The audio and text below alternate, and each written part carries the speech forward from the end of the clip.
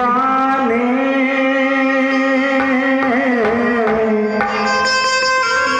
दीवाने भीम नाम के। दिया हो कैसे कह रहा वो कि भीम के दीवाने दीवाने भीम नाम के आए हैं दीवाना करने सबको भीम नाम के।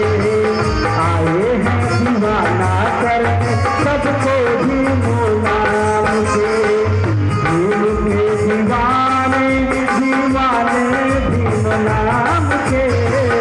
भीम के दीवाने दीवाने भीम नाम के आए हैं दीवाना करने सबको भीम नाम के। आए हैं दीवाना करने सबको भीम नाम के।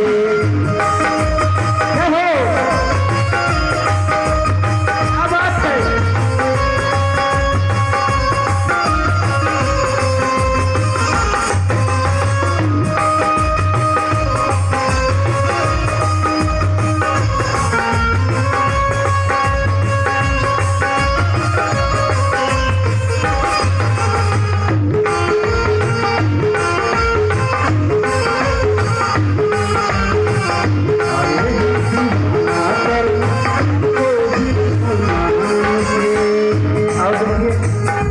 उसका कितना सुंदर भाव है, कैसे कह रहा है।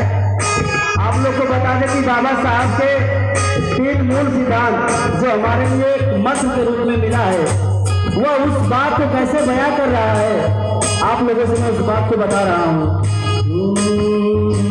शिक्षित बनो संगठित रहो भाई, करे संघर्ष लड़ो हक की लड़ाई। बनो संगठित रहो भाई, करे संघर्ष लड़ो हक की लड़ाई।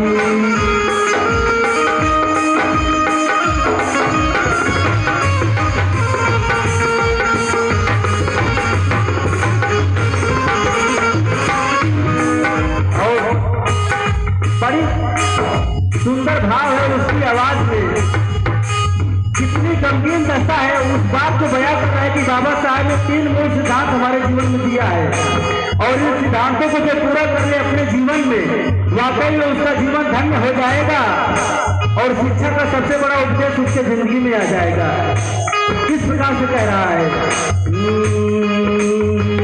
मेरे दिल मन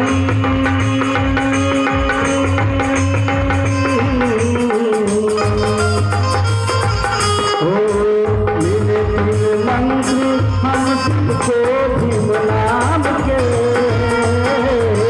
मेरे 3 मंत्र हम सबको भीम नाम के आए हैं दीवाना करने सबको भीम नाम के।